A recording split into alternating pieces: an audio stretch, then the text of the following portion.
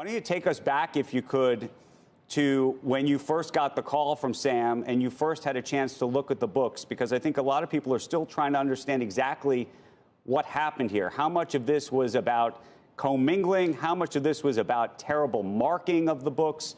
What did you see?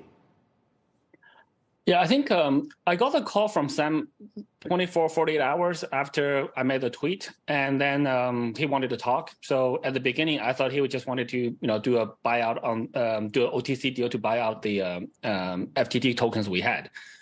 And then he wanted actually a buyout of the entire firm, of the entire FTX platform. And then, but then we got our team on it. It was pretty clear pretty soon that there's, there's misappropriation of user funds. The user funds are gone. At that point, it's clearly that he lied to his users, his investors, his VC investors, his employees. At that point, I thought I couldn't, like whatever data that's in the data room, we couldn't trust anymore. So it was quite hard for us to do that due diligence. So we didn't go very far. We've all seen his tweets now overnight. Do you think he understood what he was doing? I think he thought he understood. I think he probably still think he understands what he's doing now, which I don't think he should be tweeting. That's for sure. But in terms of intent, I mean, one of the things that's going to be looked at, I'm sure, by regulators, potentially by prosecutors, is what he intended to do. He seems to suggest in a lot of these tweets that he didn't understand, or he mismarked things. And when I say mismarked things, mislabeled things is what I think is the phrase that he's used.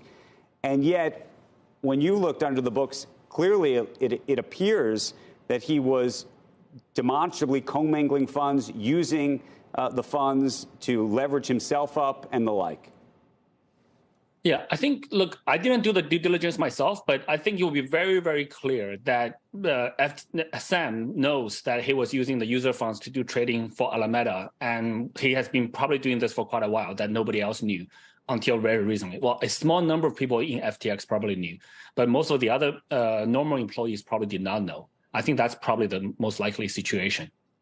One of the things that I think this has demonstrated to the public about crypto is just how leveraged the business is, how so many of these coins, that FTT token and other tokens, have been used to leverage other tokens.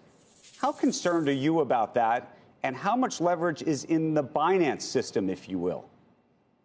Sure. So I think we are very concerned about anybody using the token they create for leverage, as a collateral. At Binance, we don't do that. We don't use BNB as collateral for anything we do. So it's very simple. Yeah. But when you think about the health of the quote unquote balance sheet of so many of these firms in the crypto space, in the ecosystem, how much of those balance sheets do you think are actual fiat currency that has some stability versus some kind of token or other kind of cryptocurrency that may or may not actually have the value that it pretends to have, in part because the float of some of these tokens is so low that it appears the other piece of it is that some people are almost artificially inflating the valuations of these things. Yeah, so I think there's a couple of things here. There's the user assets. You should every exchange should just hold the user assets as is, as chosen by the users, whatever assets they want to allocate to. There's the operational funds for the business itself. That should be in a combination of cryptocurrencies, stable coins, and maybe even some fiat currencies. Every different business can allocate that differently, depending on their risk appetite and the business model. Binance has always been profitable. So even today, we're profitable, we're sustainable. But our rough allocation is about a third in stable coins and then a third in some of the larger coins.